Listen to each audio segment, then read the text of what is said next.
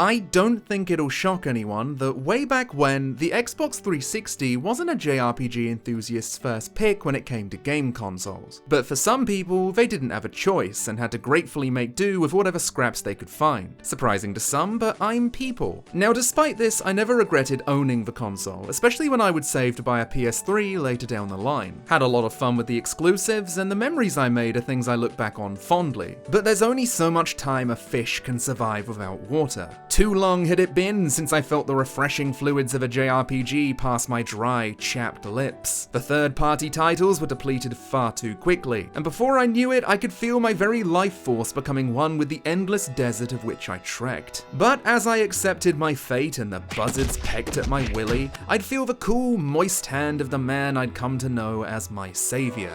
Get up, my beautiful boy. For my name is Hironobu Sakaguchi, and I bring you 2 Xbox RPGs in your time of need. And did I neglect to mention exclusives? And drink I did. I drank until every last molecule of moisture was drained from their casing, and let me tell you, there was something very special about being the only kid in my friend group who had access to these games. When everyone else had a PS3, these really felt like games only I knew about. My own personal little secrets. Now obviously this was never the case, and I know tens of thousands of people have enjoyed these titles. But there's something a little sad knowing the best way to play these games nowadays is to buy one of the newer Xbox consoles. Something which, thanks to you guys, I was able to do. From what I can gather, Xbox's great backwards compatibility is without a doubt the best way to experience these games. Take some fucking notes. Cutting load times by a pretty decent amount, and with games that are as long as these, I'll take what I can get. Now there are a couple of reasons why I wanted to cover these titles. Firstly, due to being tightly sealed behind the Microsoft vaults, not everyone has had a chance to play them. And it'll be really fun to fill you in on what you missed. One being something I still champion as one of the genre's heaviest hitters. Second is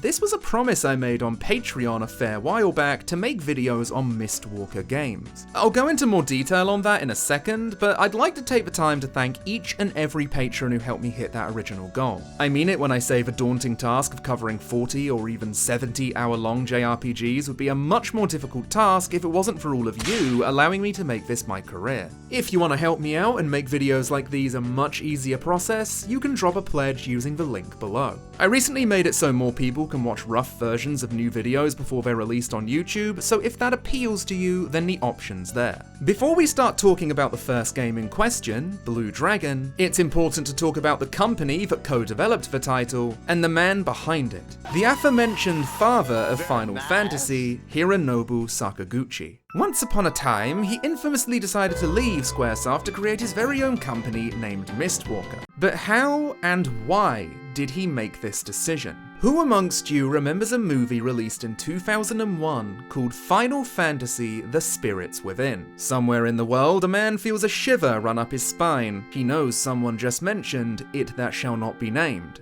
The man, Hironobu Sakaguchi. You see, back when Sakaguchi was still working with Squaresoft before the Enix merge, he was directing his first feature film, The Spirits Within. This was a very personal project for him, naming the main character after his mother, whose death was a catalyst for many themes that he'd use in his works. In the end, the project would cost Squaresoft a lot of money due to overruns, $137 million to be precise. But finally, the film would release theatrically on July 11th, 2001, and it flopped like a wet sack of shit. The ripple effect from this would be tremendous. Not only did Square reportedly lose over $94 million, causing various projects to be scrapped or lost to the void, but this would also, unsurprisingly, harm their reputation. Enix having doubts about whether or not they wanted to merge with Squaresoft in the first place. All of this negative press would prove too much for Sakaguchi. It must have been especially hard for him because he was happy with the final result of the movie. Nothing needed to be changed in his eyes. Taking all of this into account, it's no surprise that Sakaguchi would fall into a deep depression. And there's something poetically sad about the thing he created that saved Square, eventually being the catalyst to seeing him leave altogether. But a few years later, he would thankfully find himself wanting to jump back into the industry, but this time separating himself from Square completely with his very own company. That is how Mistwalker was born. But not without the help of Microsoft, who helped fund the company, and because of this partnership, Blue Dragon would be the company's first proper game release, with Artoon assisting with development, teaming up with anime and manga legend Akira Toriyama to work on the art style, allowing Sakaguchi to create his very own Blue Dragon Quest. And they'd push very hard to make this IP its own franchise, spawning multiple sequels, toy lines, and an entire anime series, which for some people is the only way they knew about Blue Dragon. Nowadays, Mistwalker has broken free of Microsoft exclusives. In fact, they've been free of that for a very long time, making games such as Wii exclusive The Last Story, the very popular mobile game Terra Battle, which saw its servers shut down in 2020, which I'm still extremely salty over, and finally Fantasian, which is apparently a good game. I wouldn't know because it's exclusive to iOS devices, and by the sounds of it will never see itself off that platform. And as far as potential burnt bridges go, Sakaguchi's relationship with Square Enix seems to have mended itself to at least a professional degree. Seeing him have talks with 14 director Naoki Yoshida and becoming addicted to 14 in general, and of course dragging him on stage during Final Fantasy events, which really boiled down to him going, "The Final Fantasy is epic." I love Final Fantasy. So now that we all have a pretty decent understanding of the company in question, and before we start talking about the star of the show, I need to quickly tell you a couple more things. Whenever I tried to use in-game audio from cutscenes, I forgot that this game is mixed kinda terribly. Like whoever mixed this game, I would like to have words. So I've tried my best to make things bearable, but if you can't hear certain lines of dialogue, then that is unfortunately by design. And a quick content warning. If you want to avoid topics regarding some of the darkest places your mental health can possibly take you, please take note of this time code so you can skip it altogether. Thank you, and I hope you enjoy the video.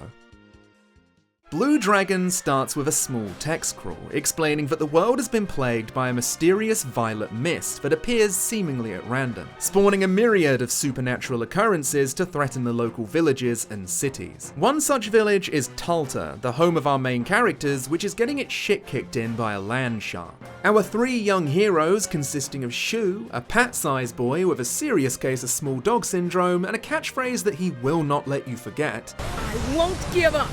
I won't give up! I won't give up! I won't give up! Kluke, a young woman who lost her family to the land shark a few years prior, and Jiro, who can best be described as a boy, attempt to stop the big bastard, but it gets the zoomies and drags them away from their village and falls headfirst into a bunch of abandoned ruins. After discovering that the land shark is actually a man-made construct, it races off towards the mother base with our three stowaways clinging on for dear life, eventually finding themselves directly inside the airship that produces the violet mist. At this point, I'm gonna drop an obligatory spoiler warning. With the way this story structures itself, it's kind of impossible not to spoil certain things. So if you care about this sort of stuff, I totally understand, and I'll hopefully be seeing you in the next video. There's your warning. 3, 2, 1. It's safe to say that the first hour or so of this game runs at a breakneck speed. There's always something going on and it barely gives itself enough time to breathe, but in a consensual asphyxiation kind of way. I'm okay with that. We go from defending our village to a high-speed pursuit that would turn any normal person into a fine red streak on the floor, to falling, to flying, and did I mention falling? 'Cause there's a shit ton of it.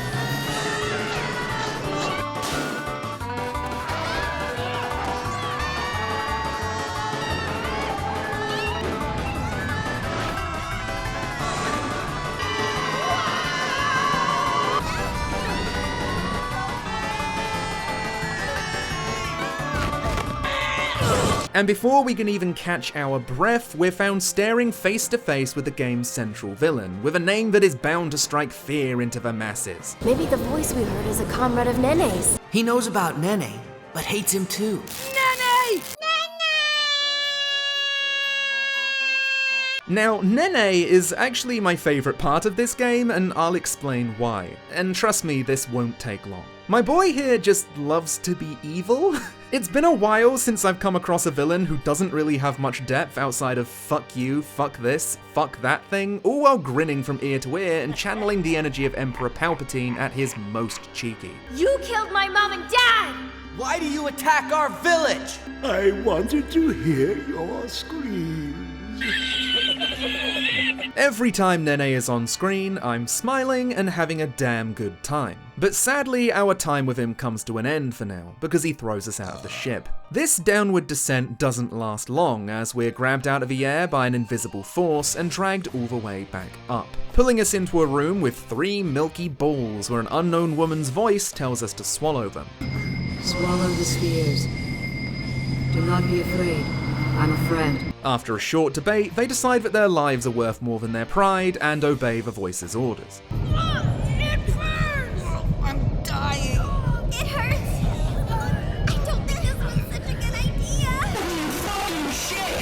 Is that a motherfucking JoJo reference? With barely any time to acknowledge their strange new superpowers, they realize that they can now power up the ancient machinery on the ship. Machinery that you can only power up if you wield magic. Their shadows are proof of this, now able to be utilized as powerful magic weapons. They then leave using their new vehicle to make their way back to their hometown, and along the way come to realize that the only way they can keep their loved ones safe is to defeat Nene once and for all. Along their adventures, they meet with new friends and allies, one of those being a child from the Devi tribe, Maru Maro. Coincidentally, he's also swallowed a ball of light, allowing him to utilize magic. His village has been plagued by an illness that was spread there by Nene. His motivations for doing this are, again, because he thought it would be funny. I remember you told us before you wanted to hear our screams. So that's the reason you used your magic to cause a plague here. I suppose I did. Eventually, through a lengthy detour, we find a cure and we gain a new ally. An ally who I could not stand, for a few specific reasons. Picture, if you will, Toad from the Mario franchise. Now imagine him having a lead speaking role. No disrespect to the voice actress, it's just how she was directed, but it kinda gets on your nerves after a few hours, and this guy is here to stay for another 30 or so. Come on, would you please keep it down? Thank you, Toad! Thank you, thank you, thank you, thank you! Okay, let's go! You're so cool! It's love! I don't care how self-aware the cast is about how obnoxiously loud Maru Maro is, my hand shouldn't be poised and ready to strike the mute button like a praying fucking mantis. The second character you obtain is Zola, leader of Jabral Kingdom's Blade Masters, who I believe to be the strongest design in the game, which to be fair isn't difficult when she stands side by side next to Jiro, who gives me the same energy as a grayscale Xanax sandwich. But she's a character who, by a twist of fate that benefits the script, also swallowed a light sphere that gives her supernatural magical powers. Zola is, if I had to pick a word to describe her, stoic? She takes the role as the party's voice of reason, even if the party doesn't take her advice half the time. She's also the one character who has a bit of mystery surrounding her, as when pressed on how she gained a shadow, she tells us all with the subtleness of an LA noir suspect that she stumbled upon it randomly, and safe to say, I did not believe her. The metaphorical slipper of punishment was looming over her head from that point on. Now rewinding all the way back to the first 3 characters starting their quest. The world opens up a little after we first gain our shadows, where we're introduced to the world map, entering dungeons, and fighting the first boss, which reminded me that Nobuo Uematsu composed a lot of Sakaguchi's Mistwalker projects, including this one. And I feel for the boss music in particular, he decided to pop some ecstasy, call up Deep Purple's Ian Gillan, really, and compose a piece of music that would proudly wear the title of Butt Rock as a badge of honor.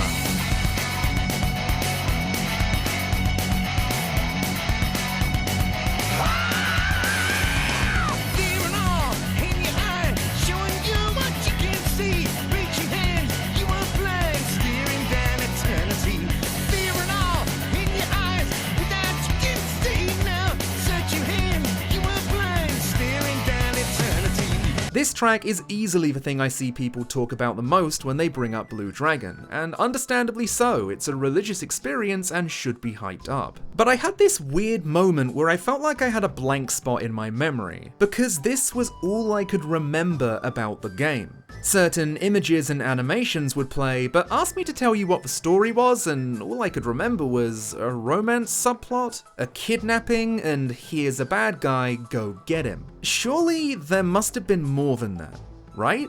Now after the introduction, the story mellows out, for a better use of a word. In my notes here I wrote, the first 6 hours or so is quite slow and by the numbers, which was okay, because the whole it gets better after 10 hours meme wouldn't exist without good reason. So I kept playing, and eventually I started to notice something. I'd gone way over the 10-hour mark, and I still didn't feel a change to my investment. Then another few hours would pass. And another. And eventually I was sympathetically patting my nostalgia on the back, who at this point was huddled in the corner, still determined to press on and prove to themselves that this romance of days gone by was just as good as they remembered. I think my incredibly watered down opinion here is that Blue Dragon doesn't have enough hooks. The story is very simple, with a few twists and turns here or there, but not enough to wake me up completely. Now while some of you might automatically assume this means I dislike the game after replaying it, that's not the case. There were things I enjoyed, and believe me, I'll touch on those soon. But I think it's very safe to say that considering how long the game is, and the fact that a lot of stuff I really enjoyed were all tightly compacted in the last 10 hours, I do not think I'll be returning to play this game at all, at least off stream. What I am gonna do is try my absolute best to extract as many key moments in the story as I can. Because regardless of what I may think about the game overall, I don't want to half-ass the video. So we're gonna tackle this in chunks, because when I mentioned the whole there's a bad guy go get him thing, I really wasn't off the mark. After your first encounter with him, a lot of the story is solely focused on the pursuit and inevitable defeat of Nene. You stop off at a village that has been negatively affected by Nene, you continue chasing him.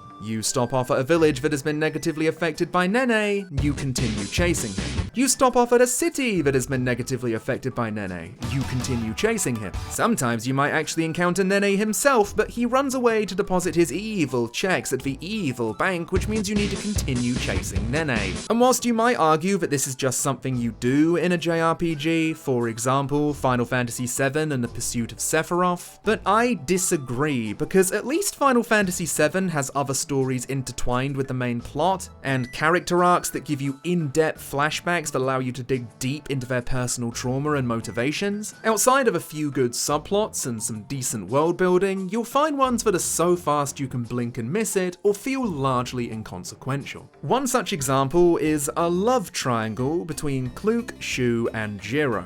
Only they forgot to tell Shu he needs to have romantic feelings at all, and Kluke would rather just be grilling.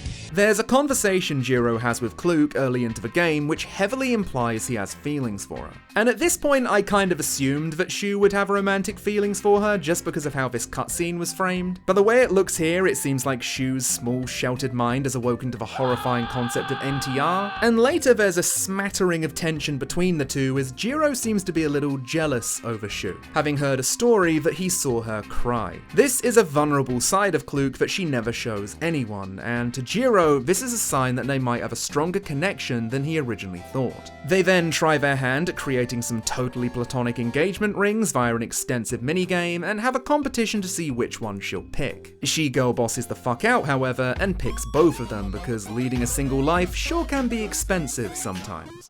I love you too. I love you and all you guys.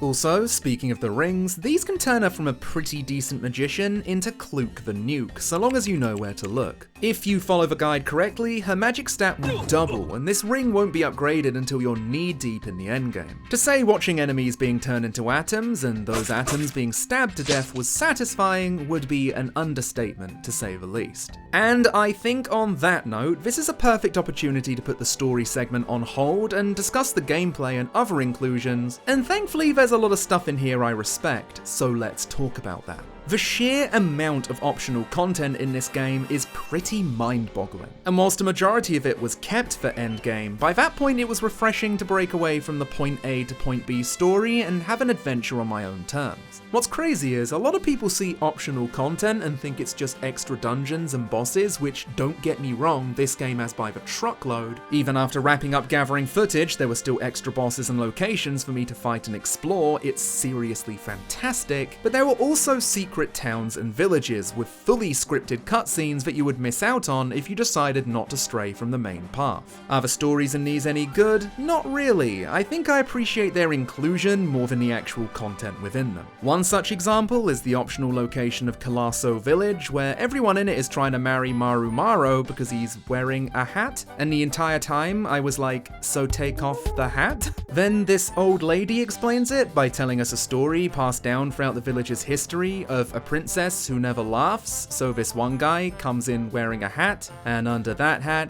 is another hat, and it keeps going on until he takes off the final hat and his shirt to reveal a smiley face on his belly, which makes her laugh, so she marries him. And apparently in this village, wearing a hat means you're looking to get married, and that's why Maru Maro is being targeted by the village gremlins. So Zola picks up the baby and kisses the baby, so the babies will stop wanting to marry the baby, and that's the story. But irregardless of whether or not these stories clicked for me, I'm still happy they exist alongside the secret dungeons and bosses, because Blue Dragon's core strength lies within exploration. And once I had the freedom to go on my own little adventure, I found myself actively wanting to try and find everything that was kept hidden from me. Moving now onto the combat of the game, I want to talk about the basics and how battles play out. In a similar way to the story, Blue Dragon's combat is fairly simple. If you've ever played a turn-based game before, you will likely not be blown away. But simplicity is okay, so long as there's still a significant challenge with bosses and enemies that aren't scaled to shit.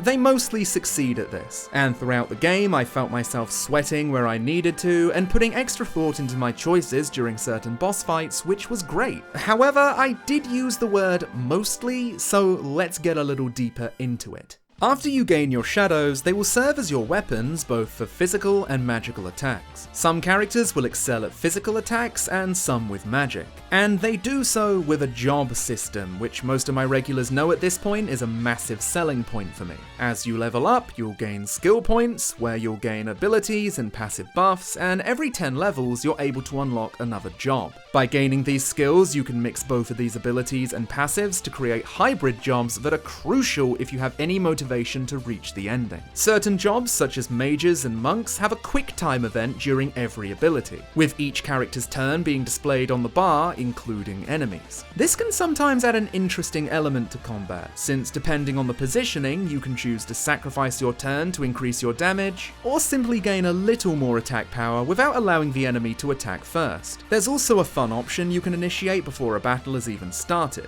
By pressing RT, you release an encounter circle, where you can chain enemies together, and some of them aren't intent on just killing you. So long as you select the right ones, a monster fight will start, allowing monsters to tear the shit out of each other as you sit back and reap the free experience. And you've even got a beautiful animal sanctuary. Overall, I'd say I had an okay time with the gameplay of Blue Dragon. But as I said, it isn't doing anything particularly innovative. It doesn't really need to be though. I'd be a hypocrite if I said that needs to be the case, because my favourite games of all time, Final Fantasy IX and Dragon Quest XI, don't exactly move goalposts when it comes to their combat. But I feel those games take their time when it comes to gameplay reveals and growth, whereas Blue Dragon kinda blows its load a little early. The job system is very fun when you're figuring things out, but eventually you come to realise that this is everything. And I know this might make me sound like I'm an incredibly spoiled baby boy, but you have to understand that you can unlock every job spread across all characters very early into the game, and it won't take long before you can experiment with everything on the board,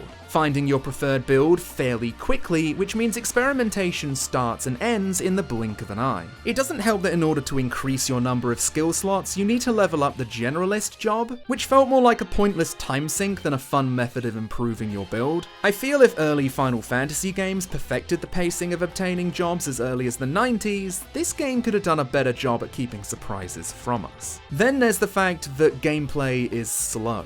This, again, isn't really a massive problem, and a lot of people will probably see this as a complete non-issue. That's okay, and I can enjoy a JRPG with slow gameplay.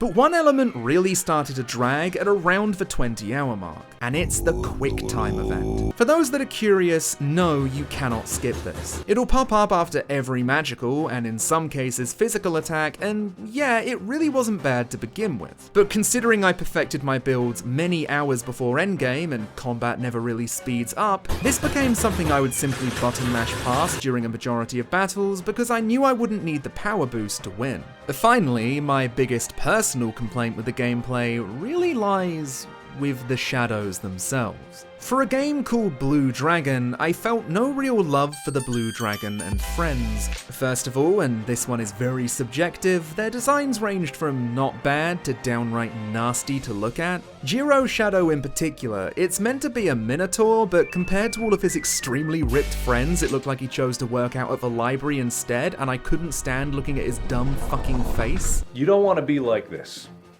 This is disgusting. At the very least, they all look much better during your limit break, where they become more like summon spells. But even then, you get your limit break at approximately the halfway mark, and by that point you'll be strong enough where you'll rarely be seeing them in this form at all, since battles will be finished before the bar can even load. Then there's the fact that discounting these summon animations, once you get your shadows, they will remain unchanged throughout the entire game. These guys are your weapons. They're your sword and shield, and when you take that into consideration, the fact there's no real visual change with your growth was a little bit of a letdown. And no matter how novel the idea of summoning these marketable figurines actually was, after a while I started to feel very burnt out. And maybe from a combination of the slow gameplay and lack of visual variety, I eventually found myself catching up with streams I'd missed, put on multiple true crime documentaries, and generally had a great time autopiloting through combat as I tried to stop my brain from shutting off. It just feels like a wasted opportunity, because even with the job system, things didn't really feel all that different outside of the magician classes. But even then, it's the spell itself that changes and not your shadow.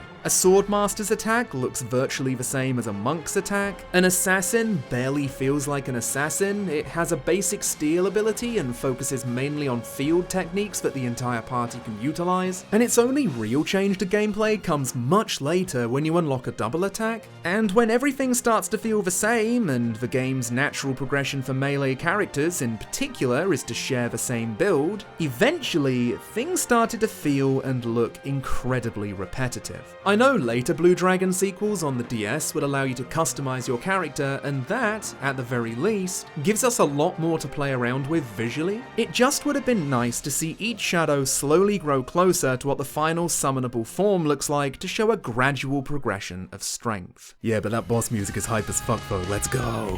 This is the beginning, is where all gets started under the sky above.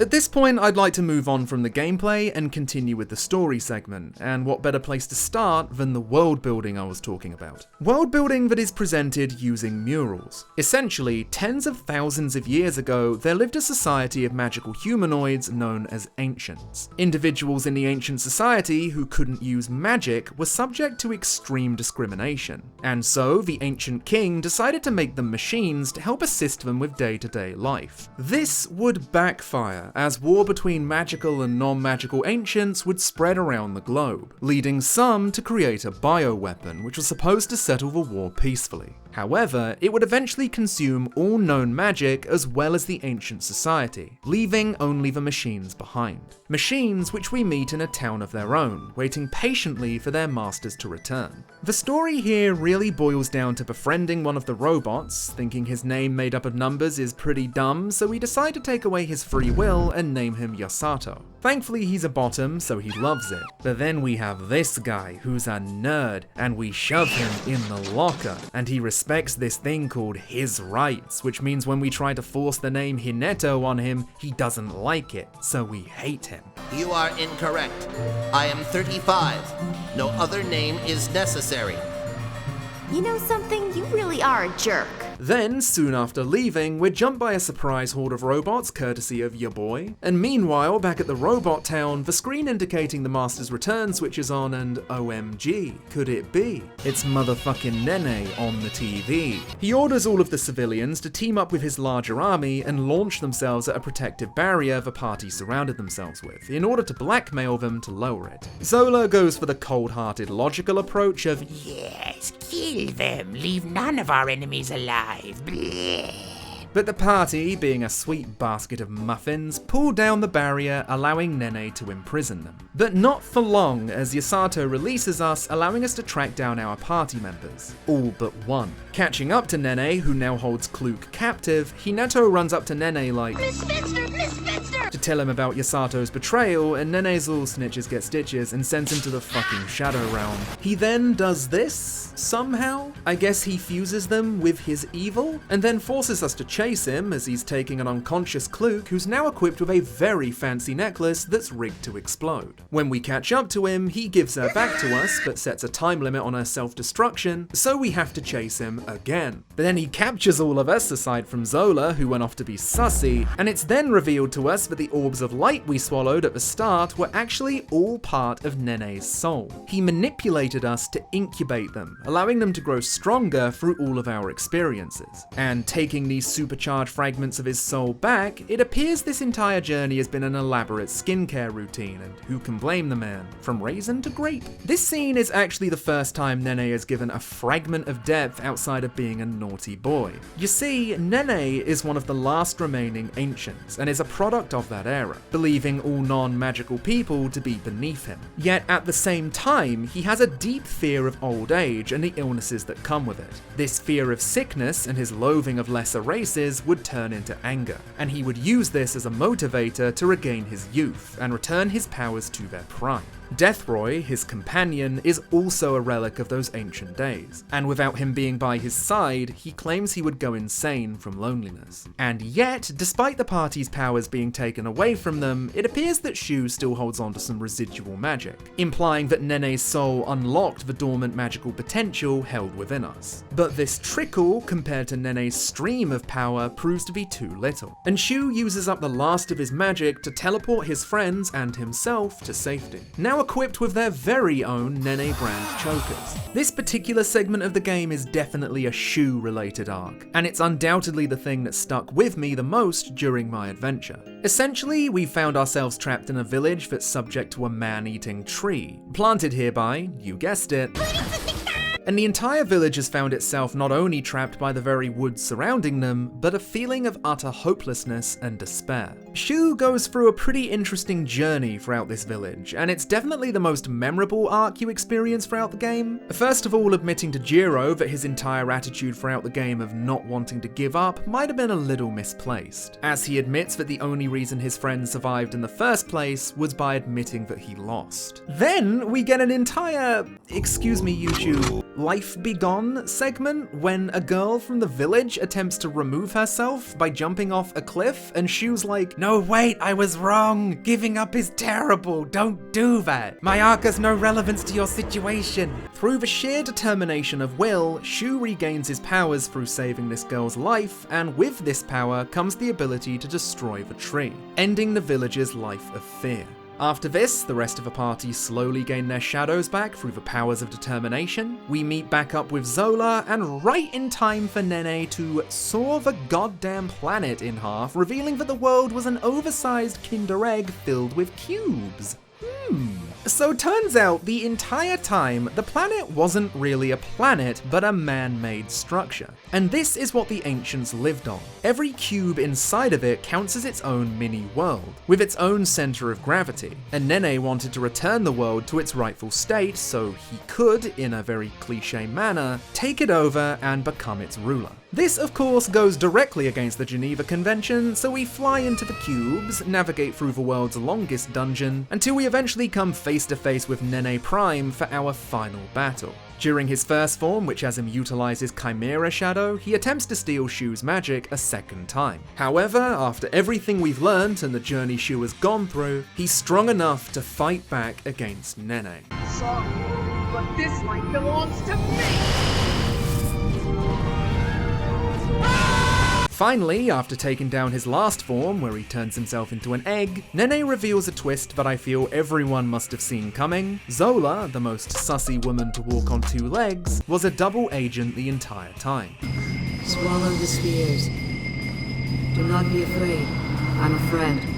Played us like a damn fiddle! You engage her in a fight, which made me want to rip out my pubes because it never tells you not to attack, since defeating her results in a game over, and I had to learn that the hard way. So instead, you're forced to defend until the game decides it's been long enough, and it's kinda scuffed, but whatever, it doesn't matter, because Zola turns out to be a triple agent and kills Nene, causing his soul to leave his body and Deathroy to flee the scene like a funny little cryptid. Zola then yeets away his soul because she doesn't need to consume it to gain strength, because her friends are her new strength. I've discovered I have my own power inside. Then Deathroy, the little gremlin fucker, turns out to have eaten Nene's soul and is now the final boss.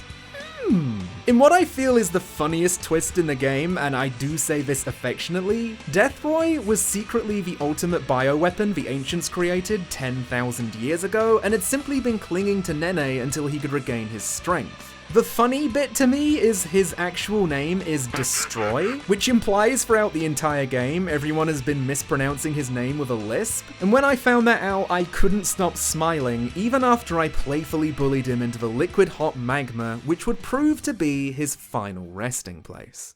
And so, with the world saved, we see that people are now living on the cubes found floating around the center of the fractured planet. I guess Minecraft being real was just too good to pass up. Shu is found picking flowers for Kluk's birthday, and with that comes the return of the romance subplot. Apparently, after feeling nothing but platonic love for his best friend throughout the entirety of the game, he has suddenly blossomed feelings for her. All for a final punchline. Shu and Jiro, now at odds with each other, put Kluk in the very uncomfortable position of choosing either one to date. The very concept of her having feelings for neither of them never crossing their minds, and maybe it's due to that, or maybe it's due to the fact that they're forcing her to pick an answer on her fucking 17th birthday, she girl bosses one last time by asking them for another year to think about it. The screams of the boys' refusal ring out over the newly formed cube worlds, as civilians can now sleep soundly in their beds, knowing the tyranny of Nene's schemes will never bother them again. Until the sequel? I'm not sure, I haven't played it. And with that, we've actually found ourselves at the conclusion of the video. This game has been a pretty interesting learning experience for me when it comes to video making. I'm sure it's been more noticeable over the past year or so, but I found it increasingly difficult to review games I don't particularly vibe with. Blue Dragon is now one of those games, and despite being something I could play on repeat as a slightly smaller version of myself, playing it now really felt like a prelude to reviewing Lost Odyssey more than anything. I never felt personal investment into the story, it never really truly hooked me. The gameplay, whilst fine, never really evolved past that, and despite cherishing the nostalgic memories I have of this game, accepting that your tastes change is just one of life's natural progressions. But I really hope throughout the video I made it clear that I don't hate this title and gave decent enough explanations as to why I won't be returning to it. So like it or dislike it, love it or hate it, Blue Dragon was Mistwalker's first proper attempt at making a JRPG as a fledgling company. And with that in mind, this was a good test for what they would later achieve. Is it worth buying an Xbox 360 or any further Xbox model? If you combine it with Lost Odyssey, then maybe. Game Pass is a pretty good service as well, but it is a lot of money for what is essentially 2 physical games, so think wisely before you purchase. On that note, I'd like to thank some of my patrons, those being Nanten Knight, Riley Warps, Sammy Suzume, and Space Lion. Thank you so much for joining me on my first leap into Mistwalker's games. Next up is Lost Odyssey, and as I'm sure you can imagine, this is probably, maybe, possibly going to be split into multiple parts, so I can still maintain my schedule. And I really hope you're looking forward to it, because I know I sure am. Finally, I'd like to say a massive, gargantuan thank you to CJ Vidal on YouTube. Why, might you ask? Well, because this legend of a human being has allowed me to use his Blue Dragon Eternity cover as the music for the ending credits. And here's where I have to ask any of you still watching to use the link in the description or type this into the YouTube search bar and give this video a view, a like, and subscribe to his channel. The views on this video should be 50 times more, as should his subscribers, so please, please, please go and check this guy out. Thank you again, CJ, I really appreciate this. So, please take care of yourselves, follow me on Twitch if you want to see more content, and I'll see you all next time.